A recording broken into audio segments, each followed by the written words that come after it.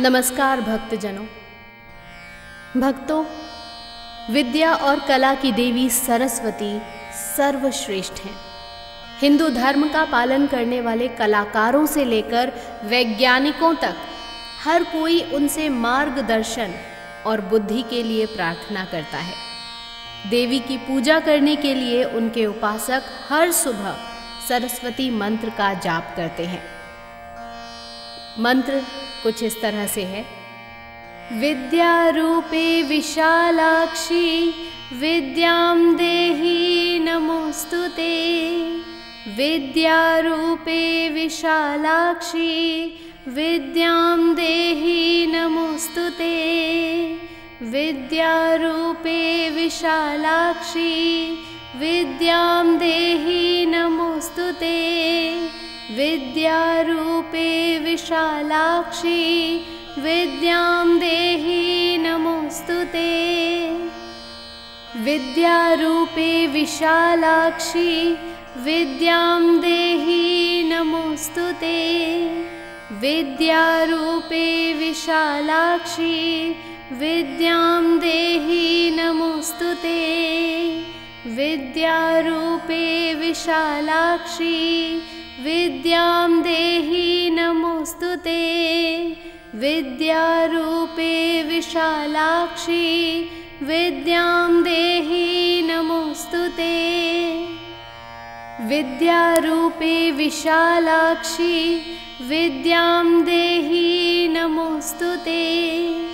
विद्यारूपे विशालाक्षी विद्यां देहि नमोस्तुते।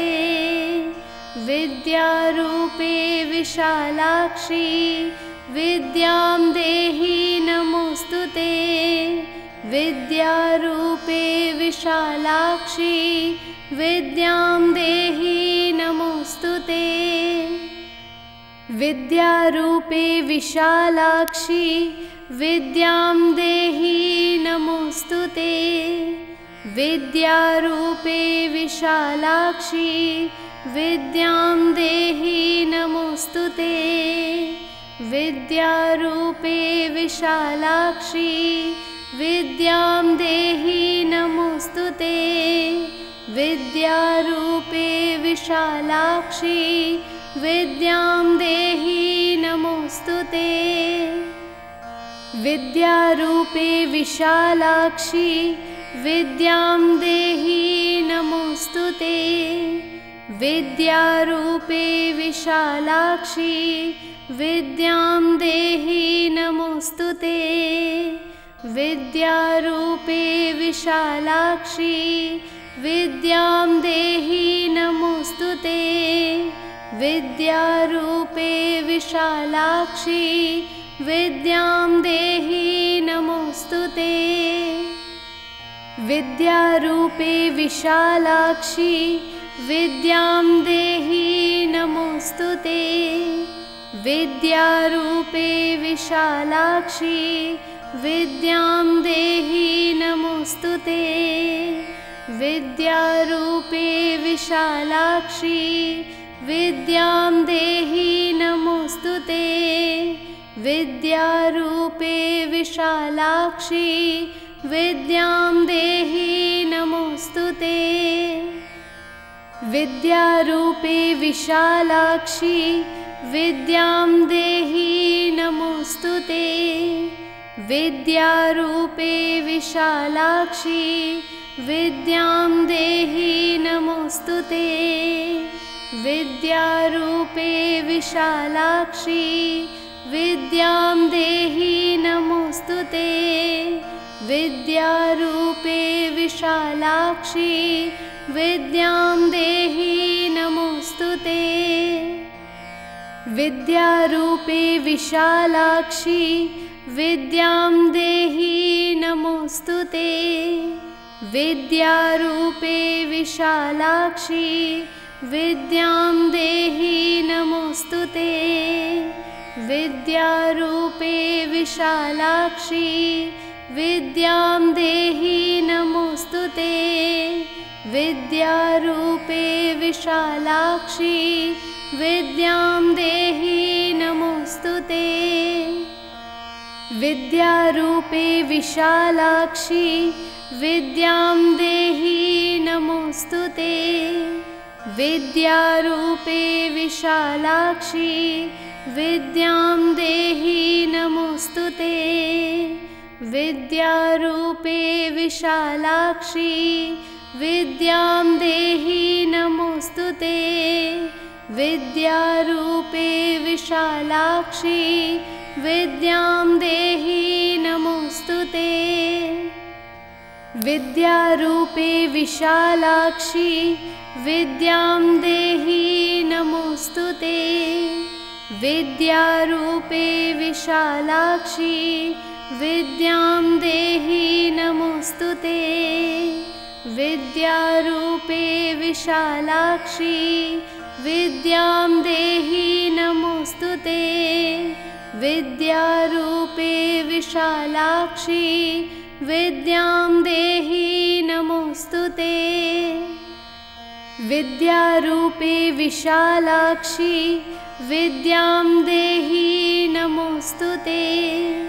विद्यारूपे विशालाक्षी विद्यां देहि नमोस्तुते।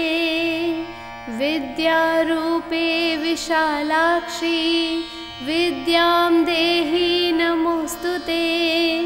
विद्यारूपे विशालाक्षी विद्यां देहि नमोस्तुते। विद्यारूपे विशालाक्षी विद्यां देहि नमोस्तुते। विद्यारूपे विशालाक्षी विद्यां देहि नमोस्तुते। विद्यारूपे विशालाक्षी विद्यां देहि नमोस्तुते। विद्यारूपे विशालाक्षी विद्यां देहि नमोस्तुते। विद्यारूपे विशालाक्षी विद्यां देहि नमोस्तुते। विद्यारूपे विशालाक्षी विद्यां देहि नमोस्तुते। विद्यारूपे विशालाक्षी विद्यां देहि नमोस्तुते। विद्यारूपे विशालाक्षी विद्यां देहि नमोस्तुते। विद्यारूपे विशालाक्षी विद्यां देहि नमोस्तुते। विद्यारूपे विशालाक्षी विद्यां देहि नमोस्तुते। विद्यारूपे विशालाक्षी विद्यां देहि नमोस्तुते। विद्यारूपे विशालाक्षी विद्यां देहि नमोस्तुते। विद्यारूपे विशालाक्षी विद्यां देहि नमोस्तुते। विद्यारूपे विशालाक्षी विद्यां देहि नमोस्तुते। विद्यारूपे विशालाक्षी विद्यां देहि नमोस्तुते। विद्यारूपे विशालाक्षी विद्यां देहि नमोस्तुते। विद्यारूपे विशालाक्षी विद्यां देहि नमोस्तुते। विद्यारूपे विशालाक्षी विद्यां देहि नमोस्तुते। विद्यारूपे विशालाक्षी विद्यां देहि नमोस्तुते। विद्यारूपे विशालाक्षी विद्यां देहि नमोस्तुते। विद्यारूपे विशालाक्षी विद्यां देहि नमोस्तुते। विद्यारूपे विशालाक्षी विद्यां देहि नमोस्तुते। विद्यारूपे विशालाक्षी विद्यां देहि नमोस्तुते। विद्यारूपे विशालाक्षी विद्यां देहि नमोस्तुते। विद्यारूपे विशालाक्षी विद्यां देहि नमोस्तुते। विद्यारूपे विशालाक्षी विद्यां देहि नमोस्तुते। विद्यारूपे विशालाक्षी विद्यां देहि नमोस्तुते।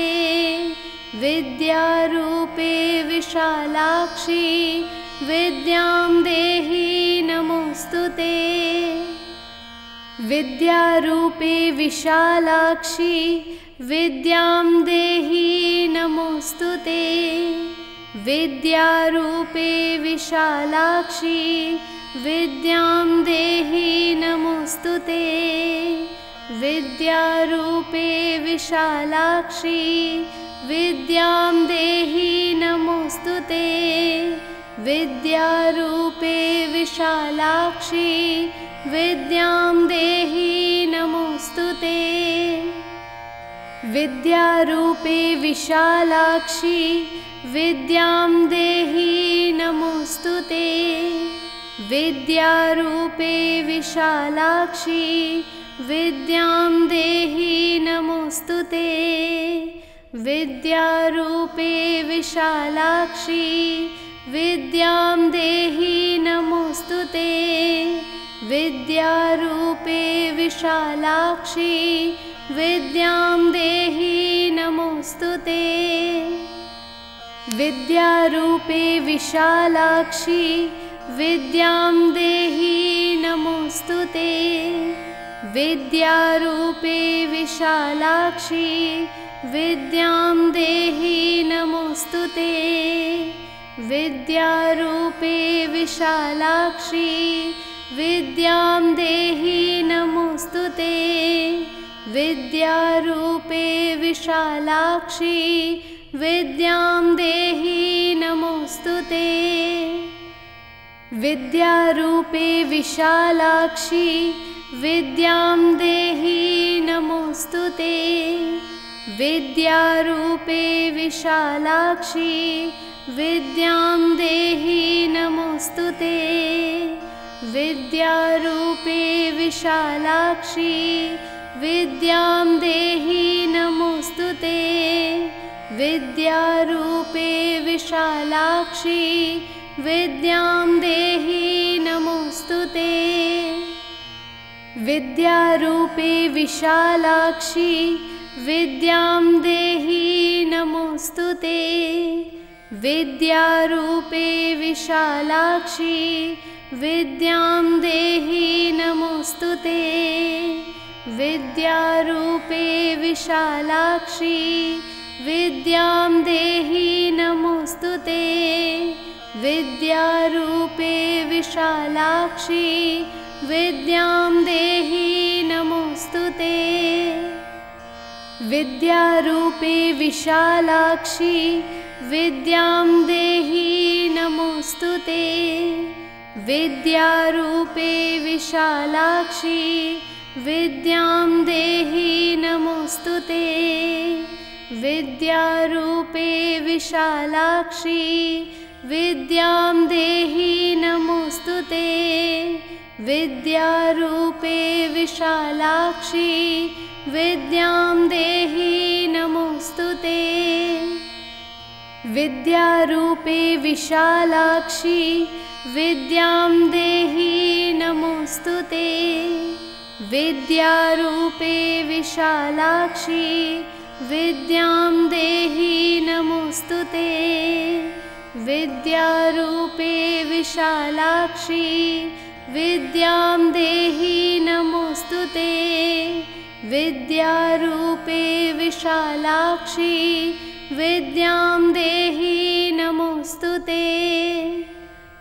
विद्यारूपे विशालाक्षी विद्यां देहि नमोस्तुते। विद्यारूपे विशालाक्षी विद्यां देहि नमोस्तुते। विद्यारूपे विशालाक्षी विद्यां देहि नमोस्तुते। विद्यारूपे विशालाक्षी विद्यां देहि नमोस्तुते। अर्थात माँ, आप अनंत ज्ञान का अवतार हैं, मुझ पर अपना आशीर्वाद बनाए रखें। भक्तों, इस मंत्र का प्रतिदिन उच्चारण करने से मौलिक क्षमता में वृद्धि हो सकती है। नियमित रूप से इस मंत्र का जाप करने से आपको ज़्यादा से ज़्यादा सीखने और पेशेवर रूप से आगे बढ़ने में मदद मिलेगी और साथ ही साथ वित्तीय विकास में भी मदद मिल सकती है। जीवन के बारे में व्यापक दृष्टिकोण प्राप्त करने और अधिक जानने के लिए सरस्वती मंत्र का जाप कर सकते हैं। तो सभी भक्तजन इस मंत्र का जाप करें और अपने जीवन में उन्नति की ओर अग्रसर हों। और मेरे साथ सभी भक्तजन एक साथ हाथ उठाकर बोलिए, माता रानी सरस्वती की जय।